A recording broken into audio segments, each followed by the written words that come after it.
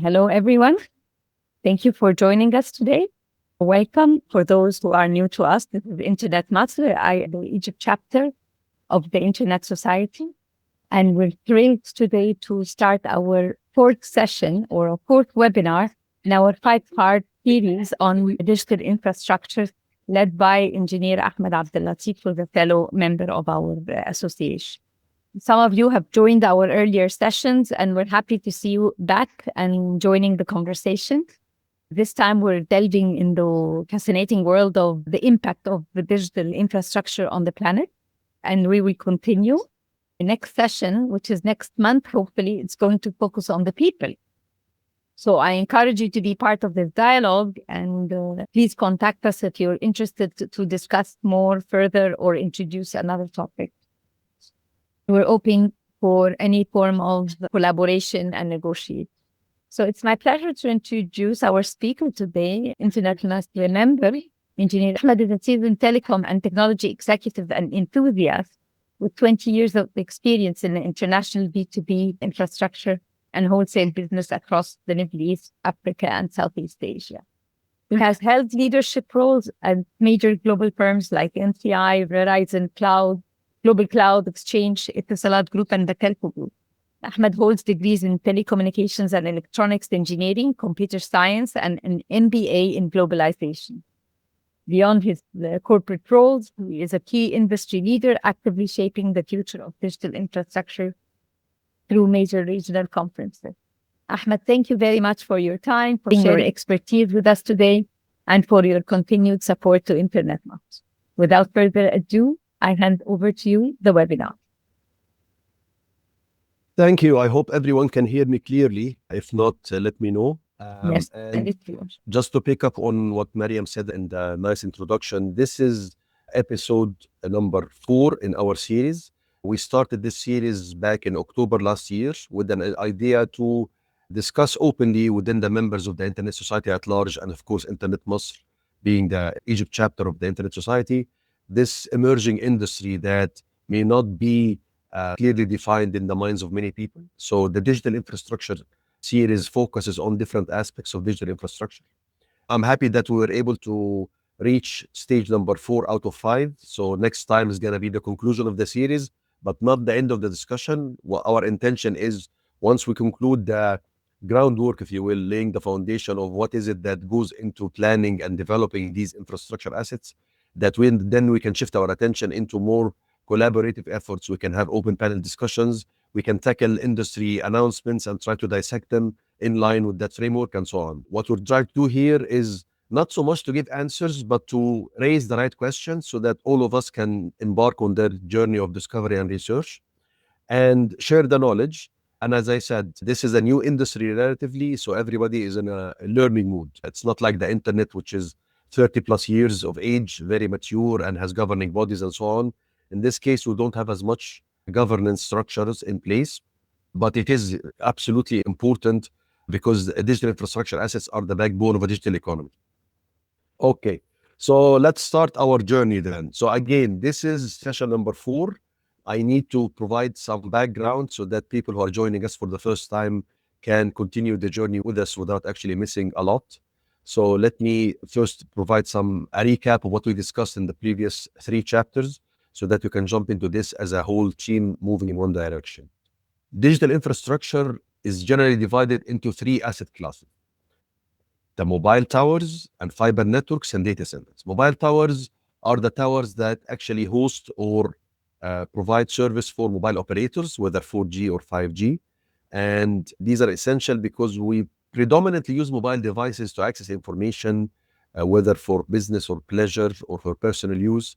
So mobile towers is the asset that enables us to actually access these services. A mobile tower, without it, we don't have a mobile network per se. So that's the importance of this asset class. And when I say an asset class, I'm using a financial term because in terms of banking and finance and the investments flowing into these kinds of assets, they look at it this way. This is an asset class. So if you have a mobile tower operator in Kenya, Nigeria, Egypt, the collection of towers that they have is valued at a certain number based on how many networks they serve, how many customers are there in this market, and so on. The second critical piece of digital infrastructure is the fiber networks, and that's generally refers to the submarine cables that connect the globe, but also the fiber that reaches our homes and businesses. Many countries in the world now are replacing copper wires used for telephony with fiber networks so that you can have high speed or broadband connections. And these fiber networks are important because essentially they act as like the plumbing of the internet. These are the sort of the conduits over which all the information that we consume flows. Even if we're accessing information on a mobile device, if you follow the information sometime along in the network, you would have to actually traverse a segment that is fiber based. The heart of the digital infrastructure landscape is data centers. This is where all the magic happens. This is where all the storage and processing and manipulation of our information happens, regardless whether you're using a social media platform or a business intelligence platform or even if you're checking a map while driving, you're using a data center. You might not think about that in your mind that you're not using a data center, but in reality, you are using a data center. At every moment, you're using something on your mobile or laptop. A piece of information is there that is stored there, and you call it, and it's sent to you over the fiber networks. Data centers in particular are the heart of the digital economy, especially now with AI and the proliferation of all the platforms that you use and take for granted daily, like Netflix or Hulu, or ordering food, or Uber for ride sharing. Everything resides and lives within a data center. And that's where the investment appetite is mostly focused on. There are global investment trends around data centers, whether for cloud or for AI, but they remain the hottest thing on the planet right now. And there is a global race to develop data centers and invest in them and make sure they are capable of meeting the demand that keeps escalating day in, day out. We covered some aspects related to fiber and data centers in the past 3 episodes. Today is going to be around data centers mainly, not so much about fiber or mobile towers. I need to walk you through the model that we're using for this. And the model is from a consulting or a non-profit organization called Infrastructure Masons.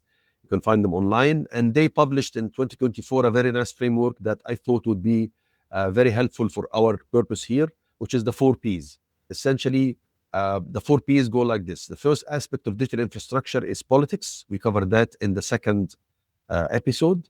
And here you have all the friction between nations, the race between America and China, the European Union, all the decisions that go into developing fiber networks, all the sabotage operations and military operations to secure fiber networks.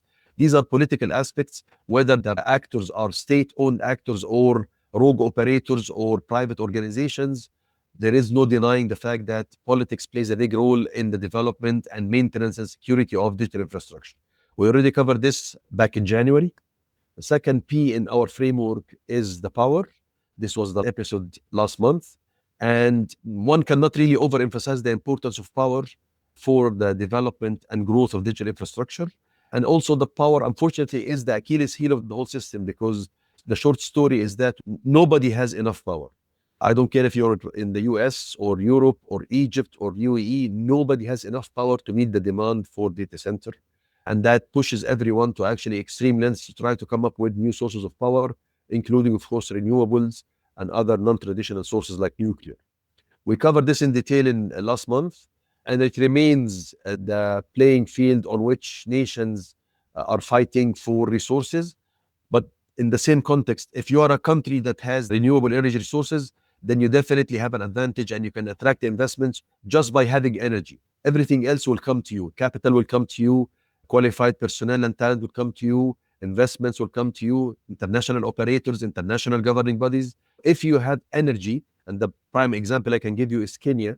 Kenya has a lot of geothermal energy. Kenya is attracting a lot of international attention just by having energy. All the other ecosystem elements will come to you. So power remains the key point around the development agenda for data centers and AI platforms. Today's topic is the planet, the third P. And here we're going to talk about some of the sustainability questions and issues surrounding the development of these facilities, what kind of policies, and the give and take and the compromises. Unfortunately, everything in this system is a result of compromise, because on the one hand, you have demand from consumers, which does not slow down. On the other hand, you have all the environmental requirements that you need to actually abide by, and you need to balance the two. Unfortunately, in many cases, the balance is not really balanced. It's an imbalanced situation. However, it's up to us as experts in the industry to advise our governments, our organizations and companies about how best to balance these things, the appetite to grow, as well as the appetite to preserve the planet for our sons and our daughters and their grandchildren. The final P is going to be for next month, which is going to be the people. There we're going to talk about hopefully some of the aspects that go around the talent gaps or the skill gaps. We do not have enough people qualified within these emerging domains like AI, for example. But also we're going to try hopefully to cover the aspect that you see a lot of bad publicity around in the media as far as AI replacing jobs, the disappearance of certain jobs from our lives, the skill sets that our kids will need to compete and find jobs that pay them well, and so on. So this is all under the people axis of the discussion. And hopefully that will be a nice conclusion to our discussion so that you get an idea that digital infrastructure is a multifaceted industry and it requires a lot of effort to align these opposing interests, if you will. Before I wrap up my introduction, I need to review just one tiny technical detail that we reviewed last time when we were talking about power and energy, because we're going to actually touch on this a little bit today. So power is a rate of flow statement, while energy is a volume statement. So the nice example in front of us, if you're filling a bucket of water with a hose, the amount of water in the bucket, that's the energy, and that's measured in kilowatt hours or megawatt hours or gigawatt hours, whatever, depending on how much of it you have. But then you have something else called a kilowatt without the hour. That's the power, that's the rate of flow. The way we consume energy is that we pay for energy, we do not pay for power. So the bill that you get at your home or your office every month from the electrical utility or the grid operator is for energy that you consumed. That energy flowed to you over time. So the rate of flow of the energy you consumed over time, that was the power. But what you pay for and what you buy from the electric company is energy at the end of the day, regardless whether that energy was generated from a hydro source like a dam, or from a renewable source like a wind turbine or a solar power plant, or the old traditional way, mazot or gas turbines. Regardless of the origin, electricity is electricity, and you pay for it in terms of energy consumed per unit of time, whether you pay monthly or quarterly and so on.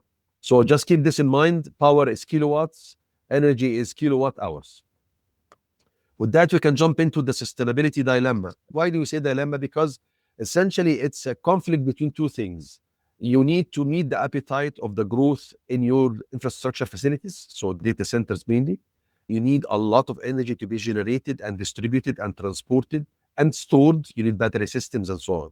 But on the other hand, you need to make sure that while you're doing this, you're not harming the planet. You're not actually doing serious damage that can potentially be irreversible. So that's a no-no, because that means that we're going to leave the planet in a worse off position to our sons and our grandsons than we found it. And this is like regulators and governments want to actually hold everybody accountable to a mandate to be responsible in terms of the environment. However, the private sector is trying to win the race. Winning the race means that we're going to unfortunately cut corners and do things that we hurt the planet with. This is going to become clearer in a second, so bear with me, please. So the background is this. Before all this thing exploded, the AI and even cloud, back in 2012, the United Nations held a famous conference in Rio de Janeiro, Brazil, and they come up with these 17 SDGs, the famous Sustainable Development Goals. The Sustainable Development Goals were meant to be a framework according to which all agencies, whether governments, regulators, and private sector, and global operators, of course, to align their operations. The goals are very lofty, they're very aspirational.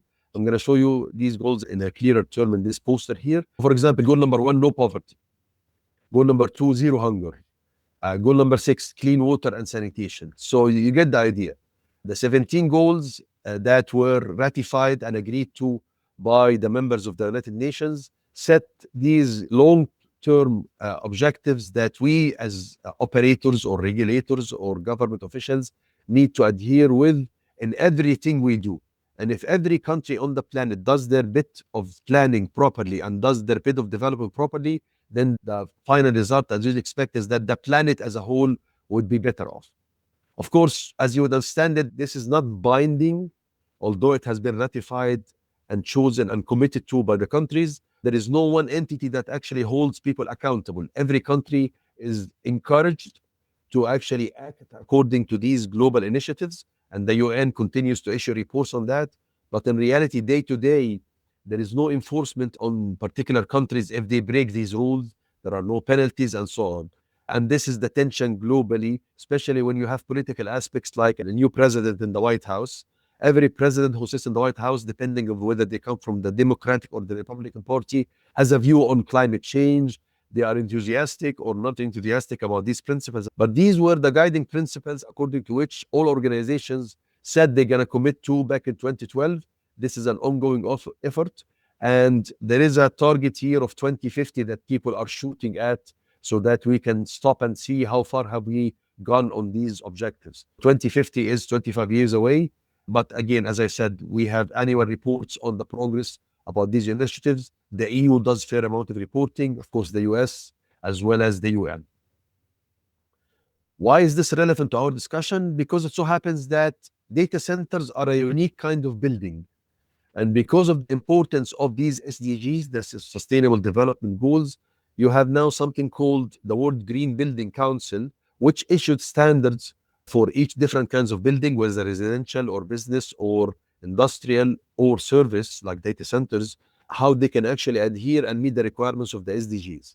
So the World Green Building Council addresses not the entire 17 SDGs, but here are the ones that fall under the mandate.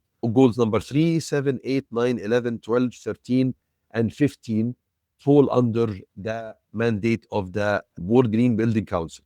These kind of guidelines flow into the governing bodies that license data centers and the consultants who design data centers and so on. So the idea is that, again, if we have a framework that actually guides how we design and develop and build these data centers, and if we actually play by the playbook, these facilities should actually be conducive to the achievement of the 2050 goals. And we all benefit, industry benefits, environment benefits, and people benefits. Again, that's the ultimate goal. But of course, the implementation in reality is different between Asia Pacific and Europe and North America and Africa. These were the targets set to achieve something called the net zero emissions. And net zero is a very, very aggressive target. So I'm going to explain that in detail in 5 minutes or so. But the idea is that by 2020, you had a total gas emission. This is gigatons of CO2. And again, pollution or emission is measured in CO2 equivalent, because carbon dioxide is the enemy. They were trying to reduce the carbon dioxide in the atmosphere. There is something called carbon dioxide equivalent or CO2 equivalent. I'm going to give you a list in a second. But regardless of the type of gas, these emissions need to be managed in a way that actually provides a glide path. So if you look at the curve in front of you, in 2020, you have a certain amount of emissions. In 2030, you have a milestone, which is lower. And then 2050 is the target to reach zero emissions. Now, I can tell you from now, without actually having a crystal ball, that we will not ever reach zero emissions. Why? Because not every country in the world has the resources to enforce this on their respective industries. Countries in Africa, for example, are really strapped for resources to actually have systems and tools to monitor emissions and enforce it on their industries. So you can expect that we're going to miss this zero emission, but that doesn't mean that we cannot work towards it. And within the digital infrastructure space, we all try to actually develop these environmentally sensitive or sensible organizations. But that curve is one that many people are tracking globally. And there is a lot of push and pull on that, especially between the industrial nations. China, for example, does not want to play fairly on this. Why? Because they think that the US and Europe are using this as a way to hold back Chinese industrial progression. So you'd imagine that Chinese are saying, you know what, you're not playing fairly because you're polluting the environment. I'm not going to play fairly, and so on. And you are well aware of the presidential statements made by President Trump and President Biden, and in the old days, Al Gore and Bill Clinton. This thing has been debated for the last 25 years. It remains a hot point, but in our case, for our industry, it's under the microscope. Why? Because people find it easy to pick on data center operators, and everything we do is transparently published. So it's an easy industry to actually dissect and analyze. Since the approval of the SDGs, the 17 Sustainable Development Goals in 2012, we have been on a path of energy transition. people identified that if we can figure out a way to make our energy systems more green or less polluting to the environment, that's a very big piece of the puzzle, because energy generation is a substantial portion of the emissions that the planet has. The CO2 emissions I was talking about primarily, to a large extent, originate while you're generating energy. So it was natural for people to say, okay, let's do an energy transition, going from using mazot and this all type of technologies that pollute the environment towards a cleaner type of energy, like maybe natural gas, and then maybe nuclear. Or, of course, the ultimate one is to have everything running on solar and wind. You never have a situation where everything is running on green energy because of the cost implications and the technology and access to talent and so on. However, if you try to prioritize solar and wind and geothermal as well as nuclear, you have solved the big piece of the puzzle. Moving away from carbon fuels or fossil fuels, natural gas and oil and mazot is a big step. That's the transition wave that everybody aspires for their country and their economy to progress along. Another term that you will read a lot if you start digging into this whole sustainability debate is a term called decarbonization, which is linking it directly to CO2 emissions. And decarbonization is essentially what I explained. It's actually reducing the carbon emissions in the energy generation matrix. If you do that, CO2 emissions, which are measured, by the way, in metric tons per year, would drop. That means that you're going to start see positive impact elsewhere in your environment in terms of the quality of air, less pollutants, the quality of water, marine life, and so on. So decarbonization is just another term attached to the energy transition. The key word, and I guess nobody in this call has never heard this at least 200 times this year alone, carbon footprint. Everywhere you look, people are talking about carbon footprint, whether you're talking about jet fuel or airline engines or tractors or anything, or data centers. The carbon footprint, essentially, it's a measure of how much carbon is emitted attached to a particular piece of machinery or attached to a particular activity. What's the carbon footprint? This gets tracked and measured and reported on, and there are penalties and there are incentives, but everybody's trying to minimize the carbon footprint that their operation or their business or their factory puts out in the environment. And that's a universal tool because we all share the same atmospheric field. That means that if you remove 100,000 tons of carbon dioxide in Egypt, Russia wins. If you remove 2 million metric tons of CO2 in China, Brazil wins. Why? Because it's the same atmosphere. We share the atmosphere, whether we pollute it for everyone or whether we actually remove CO2 from it. That's a very interesting concept. I'm going to touch on that because there is a very nice financial mechanism attached to how you actually can play in this game and make money out of this sustainability effort. But the point here is that everything you look at in terms of infrastructure development, you should ask yourself, what's the carbon footprint of that data center or that AI platform and so on? I'm going to give you some numbers now so that you start chewing on how big of a problem is this. So this nice graph, this is before the AI era. This was early 2023. What this tells us is that they were looking back then at cloud computing because AI was not as big. Remember, ChatGPT was launched November 30th, 2022. So by early 2023, while it was getting popularity, AI as a whole was not a big priority for everyone to look at. People were still talking about data centers within the context of either enterprise colocation, which is the traditional service, or cloud. If you look at this, you can see the data centers compared to other industry was accountable for a sizable percent of the global CO2 emissions. You have a range, depending on the confidence interval, it's between 2.5 and 3.7%. Compare that to aviation or shipping or even rice cultivation, that sounds like a lot. And here you start to get an idea about this, the vilification of the industry or making the industry of data centers the bad guy in the movie. Remember, every Hollywood movie you watch, there is always this villain or bad guy who tries to do something that's nasty, and we all hate the bad guy. And towards the end of the movie, when the bad guy is captured by the police or killed or whatever, we all clap because, hey, evil is taken care of. So it's easy to label data centers as the bad guy because somebody say, wait a minute, data centers emit more CO2 than aviation. And aviation is a major industry. Consider all the airlines and all the jet engines that are in place. So it's an easy way to paint a very negative light on the data centers. But in a second, I'm going to show you other statistics that actually counterbalance that. The picture is not really that black, but I understand why it is easy for media to report on the negative environmental aspects of data centers and cloud and AI, because the industry is so transparent and it's growing so fast. It's very easy to label them the bad guy. However, a more balanced view would actually be needed to understand the bigger context and the bigger picture if we're going to talk responsibly about sustainability agendas and programs. So look at this. This is focusing on the emission of a popular AI system. At the very top, you have the GPT-3 platform, which was one of the very earliest ones. Yeah. So what we're looking at here is that we're trying to figure out the overall emission in terms of CO2 equivalent tons for particular platforms. In this case, we're looking at, let's say, GPT-3.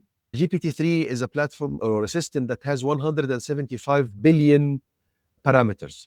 This is not related to sustainability. This is just the number of parameters within the AI system. And for example, the Facebook Llama platform has 70 billion parameters. So you see 70B and so on. So the number in terms of B is just to relate the number of parameters in the model. On the horizontal axis, you have the equivalent emissions in metric tons of CO2.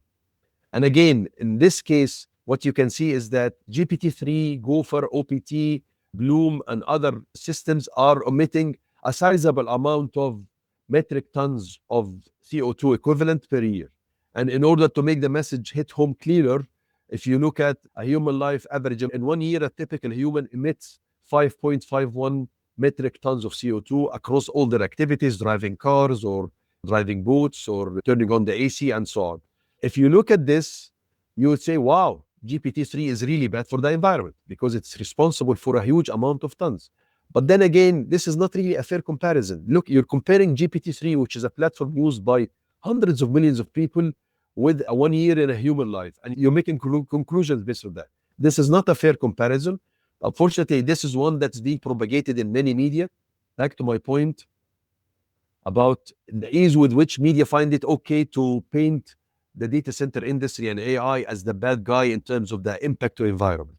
So these kind of statistics try to communicate the message that these AI systems are really bad for our environment and we should do something about it. We should limit the growth or minimize the size of the systems and so on. But then again, the currency with which we're all trading, regardless of the industry, is CO2 metric tons.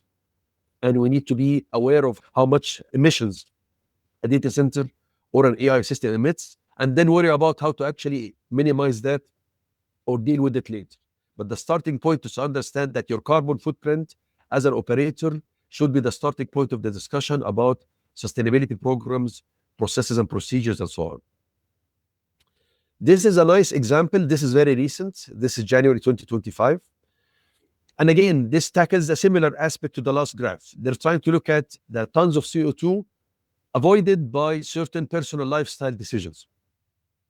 So again, if, for example, a person decides to live car-free, how much metric tons of CO2 would we avoid annually? And the answer is around 2.4 metric tons. So if you decide to go to your work by bicycle and never take the car again for a full year, you have saved the environment from emission equivalent to 2.4 roughly metric tons of CO2. And again, for these activities, if you decide to eat a plant-based diet, if you switch to hybrid car, and so on. Now, here is the funny part. Ask ChatGPT 50,000 fewer questions a year. Look at the impact. Suddenly, we realize that while the ChatGPT system as a whole, or other Gemini by Google or Grok by X, the Elon Musk entity, as a whole, it's a big number. On an individual level, it's not really a big number compared to what we do every day. If you avoid asking ChatGPT 50,000 questions, the impact is this tiny red thing. However, if you decide to actually drive a hybrid car, the impact is much more pronounced. Now we start to get this balance. Environment is important, yes. And sustainability is key, yes. And we need to actually be responsible, yes. But we also need to have an eye towards what is it that matters most in our lives. Doing energy transition in the aviation industry or the power generation industry and so on is much more impactful than just saying, you know what, it's those AI systems that's causing impact, shut them down or reduce their energy and so on. So now we start to get more a balanced view. This is important because finding balanced coverage in the media and even in blogs that are technically oriented is difficult.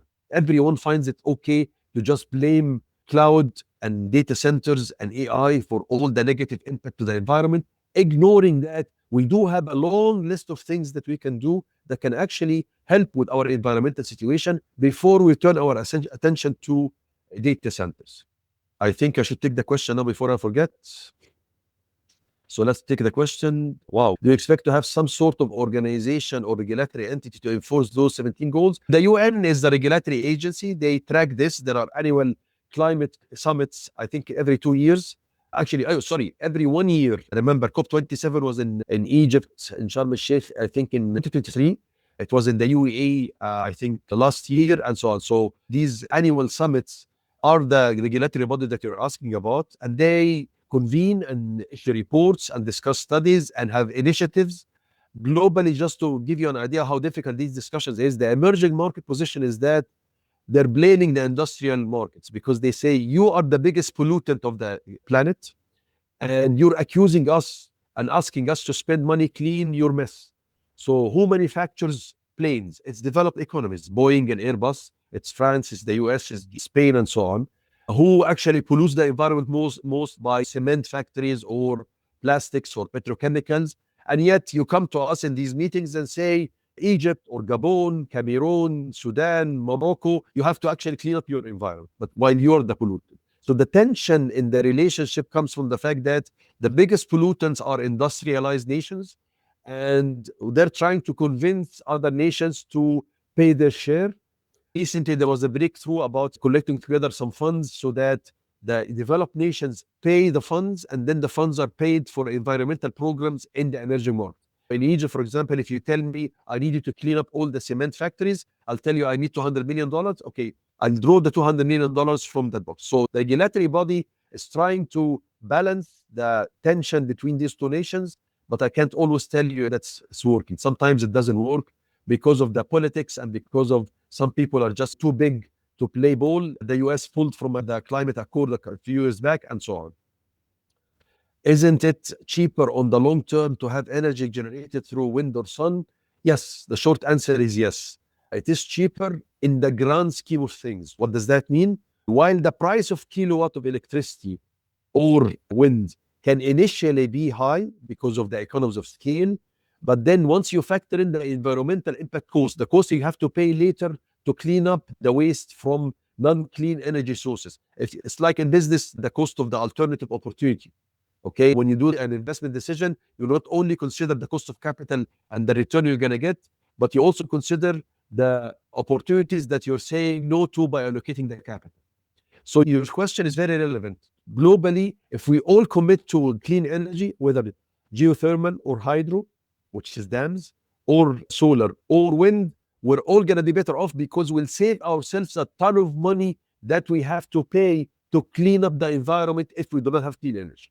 The problem is if you are the CEO of an electricity generating company, you only see short term. Okay, I need to be the cheapest provider possible, and these things cost money, especially things like wind turbines are very expensive. Let me just put the energy out there, meet the demand, and later on I'll clean it. I'll pay for whatever mechanism to clean the environment. Is the CO2 the only negative impact on the planet from data centers? I'll answer that in a second. Or is there other risks? I'll explain that in a second. There are a number of greenhouse gases that are involved. And your question about penalty, I'll show you how it's done financially in a second. So please bear with me and fix your microphone. Hopefully you can hear me now and have heard my answers to the questions. I need to go back to we already covered this slide. So let's try to go at another thing, which is water. Now, all the discussion we had this far was around energy/CO2, right? As if CO2 is the only environmental impact to the environment. And this is the answer to your question, Yasmin, that you're saying is CO2 is the only thing. Data centers consume water. And there is this whole debate in the industries about the environmental impact to water sources used in data centers. Now, before I continue, why do we need water in data centers? Because of cooling. You have the AC, which is used for offices, but then you have a more stronger requirements on water, which is the cooling infrastructure used to cool these data halls, which have, in the case of AI, very hot processors. So you burn a lot of water and you use a lot of water trying to keep the data center running smoothly. Of course, if you're in Scandinavia, if you remember our discussion about the power, if you're in Scandinavia, like Norway or Denmark, you have a less of a problem because about 100 days of the year, you don't need cooling. You just open the doors of the data center because the temperature is so low. In this example, this is a very nice example trying to actually figure out the impact to water by different activities you do online. And these online activities are hosted within data centers. So for example, if you look at posting a photo on a social media, you see the impact there is very close to zero in terms of water. How much water is consumed by that action? However, if say asking ChatGPT a question, you see this red bar that says, oh, there is some water because ChatGPT runs on a server and that server has processors and the processors run hot. I need water to keep them warm. So I consume a certain amount of water for each query I do put to ChatGPT. But then again, if you continue, that's the whole story for all the other activities. E-commerce, for example, I place an order on Amazon. If you look at the graph, you immediately realize me placing an order on Amazon pollutes or consumes so much water compared to ChatGPT, right? Because of the impact to the whole system. Remember, Amazon is just not the website. You have all the warehousing, all the cars, all the logistics, all the shipping and handling, maybe air freight is involved if you're ordering from another state in the US or another country and so on. So when you look at this, there's a lot of water involved in just meeting or fulfilling a simple order on Amazon. And that, if you're serious about the environment, let's talk about this. Let's try to minimize the impact about this. Or 1 hour listening to streaming music. If you listen to Spotify, okay, for 1 hour, there is water involved as well because of the servers that need cooling and so on. By now, you get the idea. We're trying to measure the impact of different digital activities within the digital infrastructure facilities, namely data centers, and we're trying to correlate the activities with energy consumption, with CO2 emissions, that's greenhouse gas emissions, as well as to water pollution. This is the way to go about trying to figure out the real impact of this digital infrastructure compared to other activities. At the end of the day, it doesn't make sense for us to focus on data centers while there are much bigger pollutants out there and hurting our resources that are not addressed. I hope this is clear. And by the way, I forgot to tell you something at the beginning. Every slide I'm using, I leave you the source online in the speaker notes section of the slide so that you can embark on your own journey of research and reading and discovery. And hopefully we'll all actually be learning a lot about this after this session. Again, we're talking about energy. Now, this is a more balanced view, okay? We're talking about ChatGPT. And typically, if you remember 2 years ago, there was this very flammable article floating around the internet about how much energy a typical ChatGPT query costs in terms of energy and how much a typical Google search costs. If you remember the discussions back then, it was always saying, oh, the ChatGPT query costs as much as 100 times energy as Google and so on. Not anymore. This was published February 2025. And if you look at it, typical ChatGPT query is roughly costing 0.3 watt hours. We're talking about energy here, the differentiation between watt and watt hours. And then look at running a 10 watt light bulb, look at using a laptop for 5 minutes and so on. Comparing this, that ChatGPT is not that villain, or AI is not that villain. So it consumes energy. Yes, it's a very dangerous thing to believe that this is the biggest pollutant and we have to control it, we have to suppress it, we have to limit it. No, you can actually focus your attention on other parts of the industry and other industries and make much more impact to the environment. And this kind of research is just emerging the last year and this year because we're starting to get a more rational view of how things work, and we're not delusional about these media reports that were floating around in early 2023 up until mid 2024 about, oh my God, data centers are bad, AI is bad, and so on and so forth. These are just some statistics for you to actually chew on after we're finished, just some numbers. Again, they communicate the same message. Watching TV for 1 hour uses more power, running your refrigerator, and so on. So if you're serious about the environment, you have other activities to chase before you turn your attention to data centers. I'm not saying data centers should not be responsible. I'll show you some standards later. Just saying you have to have a balanced discussion about the impact and the real impact and how we can actually leave a better environment for our sons and our grandsons. This is partially the answer to the final question that he was raising about the pollutants. When we talk about CO2, because it's very common, everybody understands carbon dioxide. We studied it in schools, so we talk about it. But there are other gases out there, and these gases, I'll give you a list of the gases here and in the coming slide. But I just want to actually start discussing something that you keep hearing about in the journals and seminars, symposiums, conferences, and so on, which is the whole net zero thing. I told you that we have a target of net zero by 2050. So what does net zero mean? And how do we calculate it? This is a very tricky point that I'm hopeful that will become clear in a second. There are three kinds of emissions that you can calculate and target for reduction. This applies for if you have a cafeteria, if you have a mall, if you have a factory, or if you have a data center. This is not specific to data centers. This is specific to any installation or any facility. Scope 1 is the direct scope, which is the emissions that you emit into the environment as a result of your direct operations. If you have a factory like Nike, you're making shoes. The operation of making shoes at the factory produces CO2 or CO2 equivalent into the environment, into the atmosphere. This is direct because you can control it. It's under your own design. You pay for it and so on. So that's the first layer of the game, if you will. Then you have something called the scope 2, which is the indirect, which is related to the energy that you bought. I'm running a factory or I'm running a data center. I'm connected to the grid, I'm getting energy from the grid. In scope 2, you're not accountable only for the emissions that your own operation emitted, but you're also, because you bought 200 megawatt of electricity from this power plant, and this power plant does not use solar or wind, so it does not use a green source, the emissions emitted at the power plant also can be attributed to you. It's indirect, yes, but it still can be pinned on you. Now you get an idea about how challenging this is. I can control my own operation. I can have the latest and greatest technology to make sure that my business does not pose a lot of impact to the environment. But then again, you're telling me not enough. Go for scope 2 and go talk to your electricity provider and make sure that they're using green technologies so that they themselves are not putting CO2 metric tons into the environment. That's more challenging. But then you get scope 3, which is even more challenging, which is the supply chain. Back to my example about Nike shoe factory. I made shoes and a truck comes to my place for distribution, picks up 10,000 pairs of shoes and drives away. The emissions used by that truck in a scope 2 calculation is also my responsibility. So the supply chain, I'm going to show you this in a second now. This is this is for data centers. On the right, you see the direct activities within the data center. The cooling that I'm using within the data center, the result of CO2 emissions from cooling is my responsibility. The generators I'm using actually for backup power is my responsibility. If I have UPS batteries, if I have diesel generators, everything within the data center, elevators, security cameras, everything that produces CO2 is my responsibility.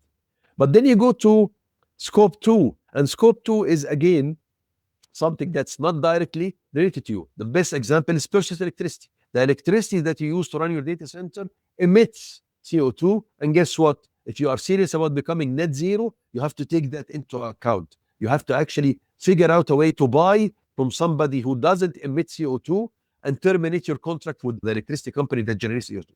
And you suddenly start getting the idea that this net zero thing is difficult. It's difficult because I cannot control all this, and it's not always easy to find alternatives.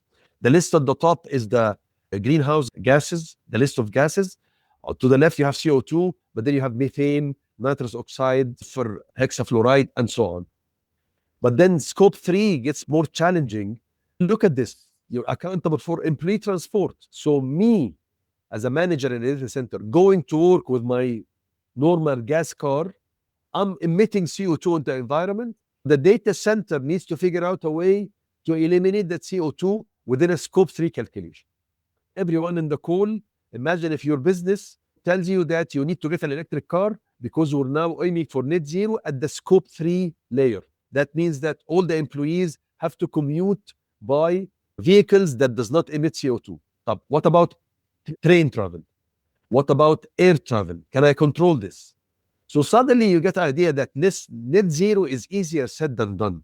People love to talk about net zero, but net zero at the proper scope, which is scope 3, is nearly impossible to achieve. However, You need to be aware of your supply chain and activities that are indirectly related to your activities, and try to have alternatives that are green. Try to minimize the CO2. We have people here in the call from Vodafone, which is a mobile operator in Egypt. Now, you guys run a network, and your network requires electricity, and you purchase that electricity from the electricity generator. If somebody in Vodafone wants to make sure that Vodafone is net zero by, I don't know, 35, you need to start talking to your electricity generator company now and make sure that they shift to a more sustainable source of energy. But then again, you have diesel generators on your site. You need to make sure that these generators are replaced by something that's more sustainable, like fuel cells or batteries and so on. You have distributors who come to you to pick up mobile phones for distribution or scratch cards and so on.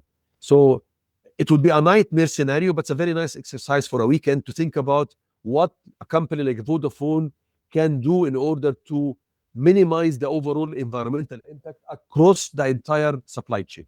This is a list. I wanted to insert this so that they have a list of different activities upstream and downstream that you can actually think about minimizing if you're serious about being sustainable and being environmentally responsible. This is a data center scenario where the data center is trying to become a good citizen, a good environmentally responsible citizen. So what does it do? To the left, it uses renewable energy. Fantastic.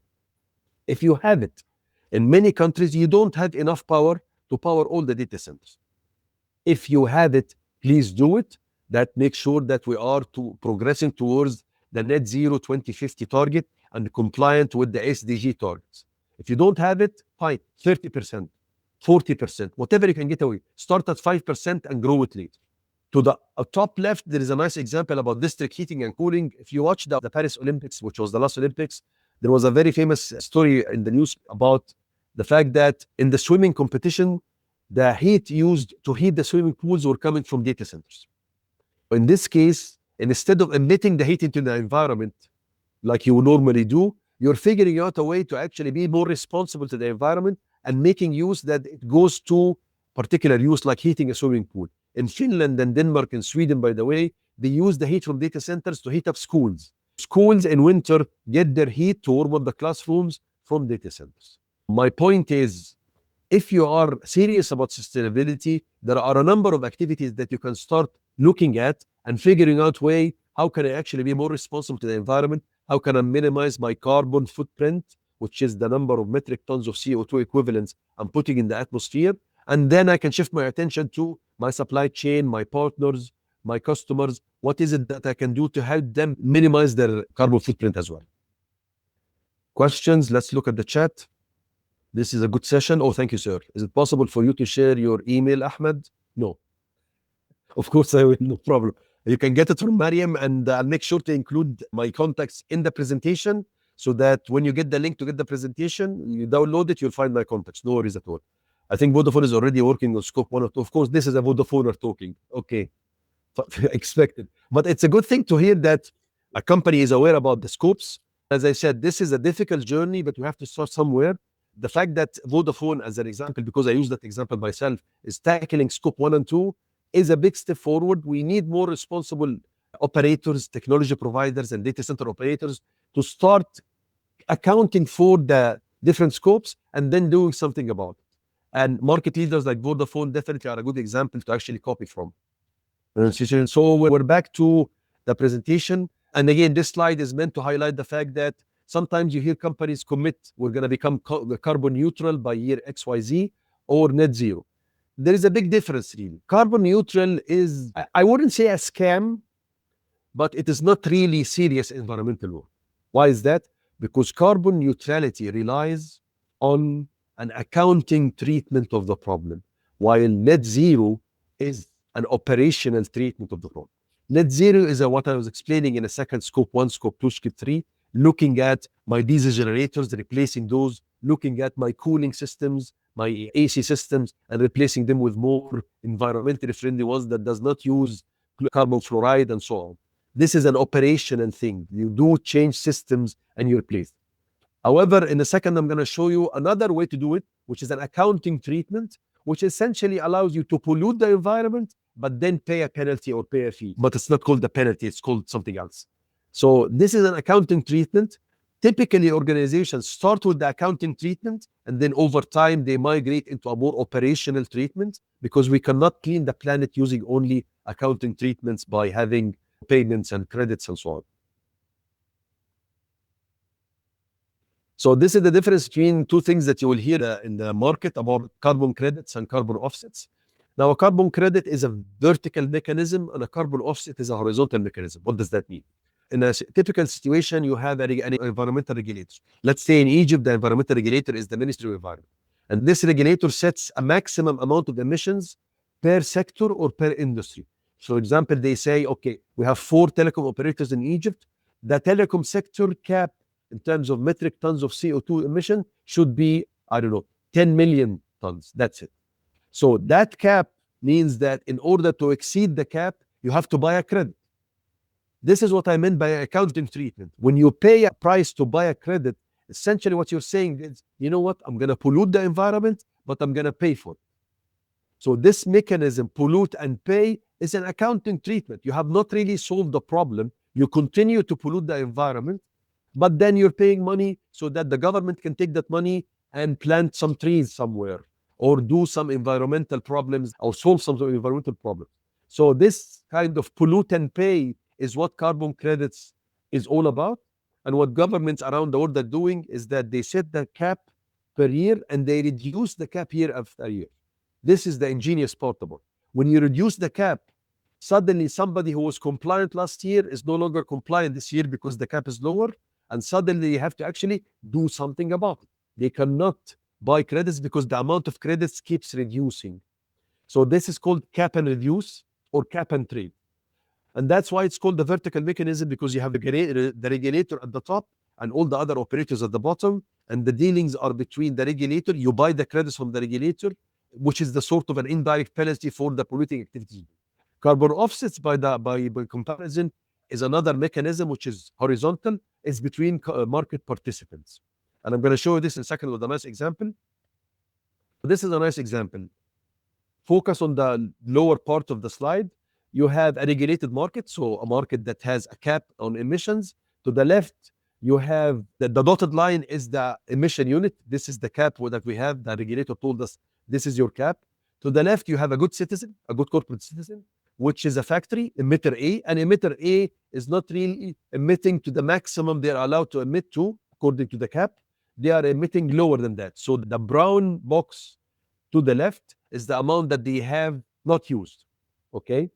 To the right, you have the opposite situation. You have a bad citizen. You have an emitter who's actually emitting more than their cap. So that means that in this situation, the company on the left can sell through the carbon voluntary market or a regulated market, can sell a carbon offset certificate to the company on the right. What does that mean? The company on the right can then claim, hey, yes, I polluted the environment, but I just purchased someone else's savings. Hence the idea of an accounting treatment. We're trading commercial paper, that's certificates of credits, as a result of somebody not being a good boy and not actually playing by the rule book. So this regulated market, and by the way, in Egypt last year, the FRA, the Financial Regulatory Authority, enacted the carbon voluntary market in Egypt. It's now active as part of the Egyptian Stock Exchange, and companies are trading there. And a cement company, for example, can buy a certificate to offset the environmental impact they did, and they buy it from somebody who has 100 faddans of olive trees. And because olive trees have these green leaves and they emit a certain amount of oxygen and they reduce CO2 from the environment, so that reduction of CO2 in the olive grove or the olive farm can then be sold to the cement factory. Of course, you see, this is not really environmentally proper. Yeah, it is an accounting treatment. It's a mechanism through which we can actually figure out a way to get money to spend on the environmental project, while in a sense, indirectly penalizing bad actors. Of course, the ultimate solution is for everyone to look at their systems, their filters, their generators, their diesels, and so on, and try to actually do something that is operational, not just carbon credit. And this goes for data centers, by the way. If you read the news about Microsoft and Amazon and Google, they engage in these massive transactions that span 10 years, and they're buying huge amount of certificates. they wash their conscience with it. They say, okay, I bought this much money, this much certificate, then my operation is green. And that's the definition of difference between net zero and carbon neutrality. If you play the game in the market by buying certificates, you can claim to be carbon neutral, but you know it and I know it that you're not really doing the right thing. The right thing is to become net zero, and that involves changing systems and networks and so on. Something like the example of Vodafone we looked at when they're looking at the scope 1, scope 2, scope 3 activities.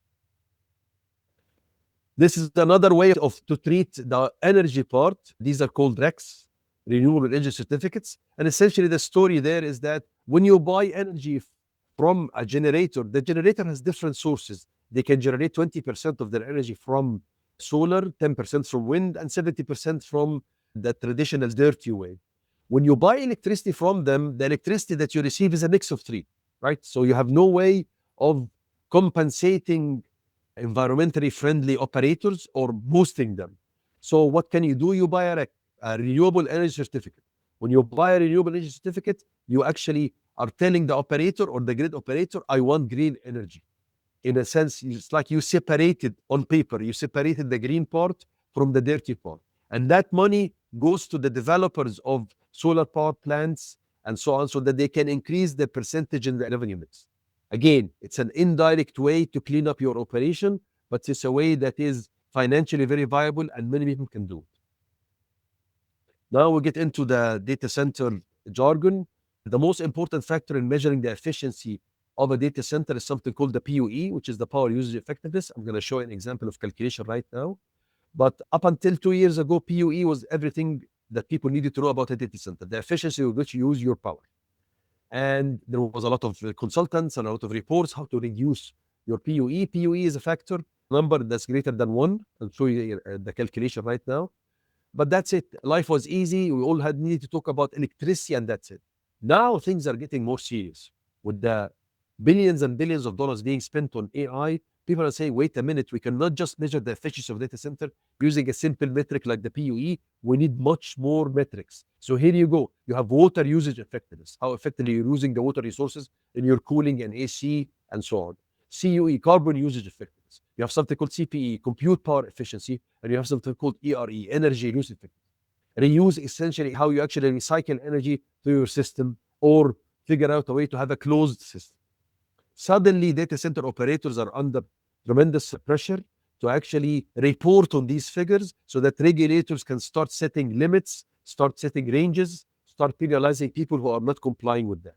PUE 2 years ago, up until early 2023, every data center designer and consultant was just talking about PUE. Now, you cannot read the report without actually looking at the WE and CUE because the environment is much more than energy. The environment is carbon, it's water, it's a million different things.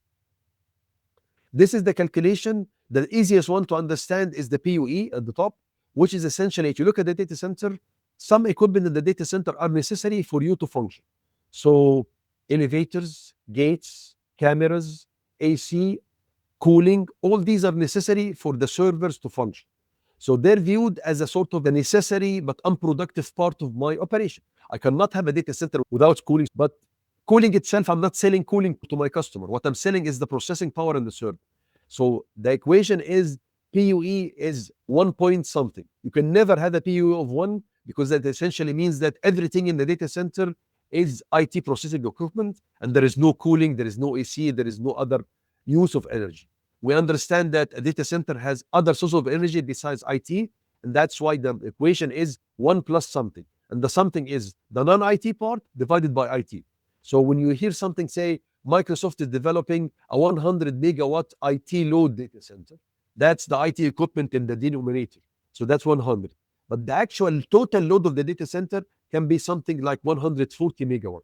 The difference between the 140 and the 100 megawatt IT that serves you and I in our queries is the 40 megs that's consumed by the data center operation for AC, for cooling, for elevators, for parking, for security, and so on.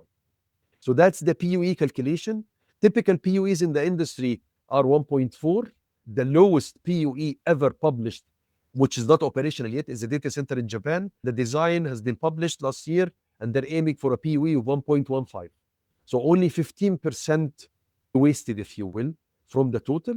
However, typical industry figures are 1.4, 1.35. You still have some old data centers running at PUEs of 1.6, which is very inefficient.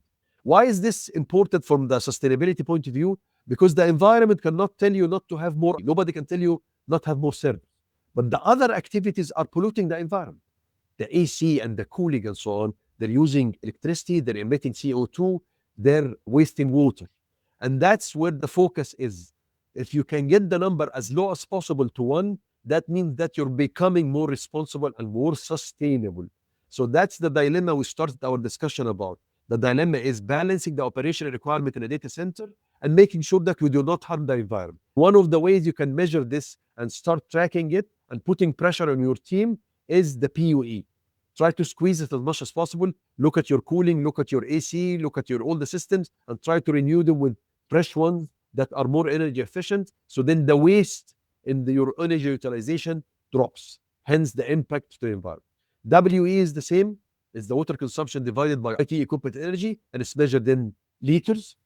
The CUE is the same. That's the carbon utilization efficiency. So the point is now we have a much more difficult discussion within the data center domain and within AI infrastructure, because suddenly we have to comply with all these metrics if we are to maintain financing. Because right now people are saying, you know what, unless you're sustainable and environmentally responsible, I'm not going to finance you. I'm not going to invest $1 billion in your data center or $2 billion.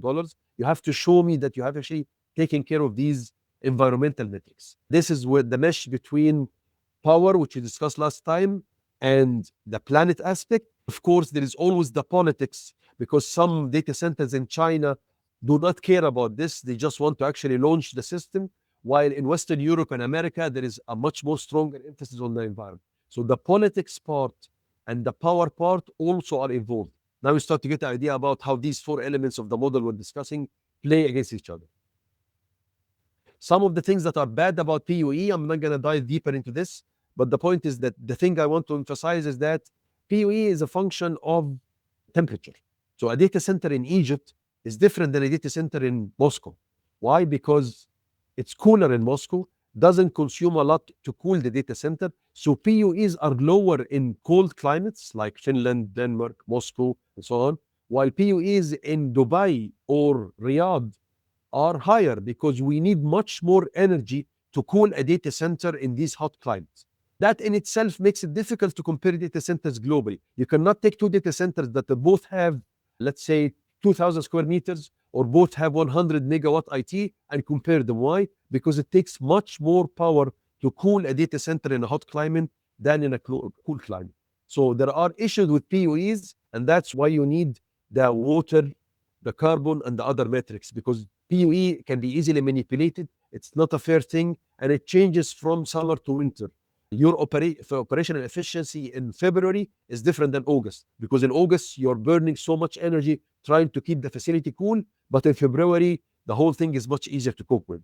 Water becomes an issue as well for data centers because of the cooling. AI in particular is a beast when it comes to cooling. You cannot use air cooling for AI. Last time when we spoke about power, I showed you the processors and how much kilowatts of power they use. And at that point, the thermal properties of air stop functioning. Air does not conduct so much heat. Air can take so much heat and circulate it, but at a certain temperature, air stops taking in more heat, and then all that heat burns your processors. What does that mean? I need water cooling. I need liquid cooling. Whether you do it direct to chip, whether you do it immersion cooling, there are different technologies out there. Immersion cooling is essentially you immerse the entire rack with the servers in a pool of, not water, of course, something that cools another liquid. So water efficiency in AI systems becomes really critical. And people are very nervous about it, because these things have to be liquid cooled, and you need to make sure that you're not wasting resources. You have a closed cycle, and you're treating all the wastewater properly in order not to dump toxic water or pollutants into the environment. These are some of the global promises or targets set by global operators. Here I'm using 3 examples from Equinix and Digital Realty and Vantage. These companies, and by the way, Google has them on their website, Amazon, Microsoft, every responsible company have their own target mandate and climate mandate on their website. Equinix, for example, they're saying something that is fuzzy. we're going to be climate neutral by 2030. What does climate neutral mean? This is where the gamesmanship come to the picture. They can't give a hard target like zero emissions or net zero carbon. So they were going to become climate neutral, because then they can define it. Oh, we're talking about water, or we're talking about carbon emissions, or we're talking about clean energy, not necessarily total net zero emissions. But it's a target. Here is another target, which is more hard coded: 96% renewable energy purchasing. So that means that they're saying by 2030, I'm going to commit to purchasing only 4% from dirty energy sources, 96% from clean energy: wind, solar, hydro, geothermal, or waves. That's a very nice target. And another target is the PUE average is 1.46. Average is because they are operating data centers in Sao Paulo, Brazil, and in London. You cannot compare these two locations. In Sao Paulo, it can be 1.6 something, but in London, it can be 1.27. So the average globally is 1.46. Same thing with digital realty. Already, they're bragging by 2022, they achieved 100% renewable energy coverage. That, according to them, if this is correct, they're running their entire data center network of data centers in the US using clean energy. They claim they used 16% PUE reduction. These things are captured in the annual report by 2022 against the 2017 baseline and so on. Vantage is claiming no groundwater usage by 2030. We're not going to use water from the environment. We're going to use specialist coolants that are closed-sighted, so I don't actually have to siphon water from a nearby spring or a river and so on. 100% renewable energy for all facilities in 2020, net zero waste by 2030. And again, they're saying net zero waste, which is a differential statement. Waste is something minus something. So you get the idea that a lot of metrics now have to be attached to the development of digital infrastructure facilities. There are mechanisms in place that allow a data center operator to become compliant. Either you play in the market for carbon offsets and carbon credits, and you buy this, which is an accounting treatment to clean up your operation. Other places, you build green data center from scratch. So the minute you build a data center, you're buying 100% energy. So you don't have to clean anything up later. You don't buy certificates. My operation is clean. You understand now how difficult it is to claim that something is net zero, because net zero has scope 1 and 2 and 3. And scope 3 is nearly impossible to manage because it involves so many things that definitely beyond your control. I just want to close this by highlighting how many standards are there for data centers that are compliant with sustainability regulations. These are some of the famous ISO standards. I wanted to capture this in the document so that when you read it on your own, you can research each one of the standards and see which ones apply to your country or which your market. But these are different standards and they vary in how strict they are. I'll need to highlight one of them, which is this one, the Blauer Engel. This is the most strict standard. This is a German standard for data centers in Germany. And about so far, since this was launched, I think only 6 data centers got this. This is the most difficult standard to get, and the certification process is grueling. The consultants who come to data centers and certify it do not leave anything. There are hundreds of questions and hundreds of compliance exercises. But my point is, people are trying to become serious, and this goes back to Smith's question about who's going to drive this compliance. People are trying to actually enforce this in the license. So if you apply for a license at data center, you have to certify that you'll become compliant with this or that standard. And then before you're allowed to start operation, somebody, an inspection body, will come to your place and say, show me. I need to look at your cooling system. I need to look at your AC system, diesel generators, UPSs, batteries, shielding, cabling, and so on. These standards are mostly driven by European countries because Europeans are very much in touch with the environmental agenda, and the environmental groups there are very empowered. But some of these are international as well, focusing on the US markets as well. And I'm done with my sort of attempt at showing what sustainability entails.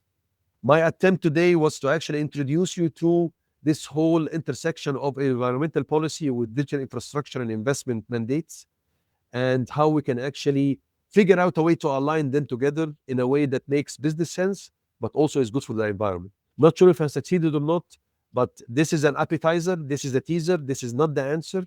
My aim is to provide you with the presentation so that you can, within your own environment, become an environmental champion and try to actually start a discussion about how can we become more environmentally responsible, and more sustainable in our businesses.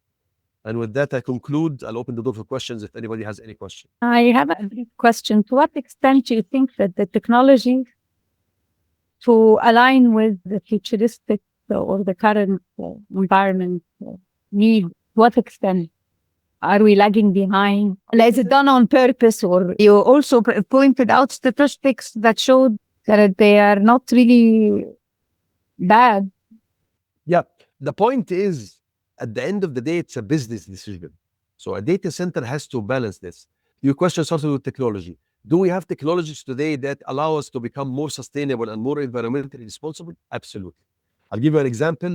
A company called Vertiv, which manufactures cooling systems for data centers. They were under tremendous pressure for the past 4 years to revamp their entire product line and produce systems that are more environmentally responsible, not using any emission gases, very conservative water usage, and so on. So the technology is there. The question then becomes, will every data center go out and pay to buy the technology? Probably not. And it's not equal across the world. Companies in Europe or the US can be under more pressure than companies in Egypt. I don't see anybody in Egypt knocking on the doors of data centers and saying, I need you to be more responsible.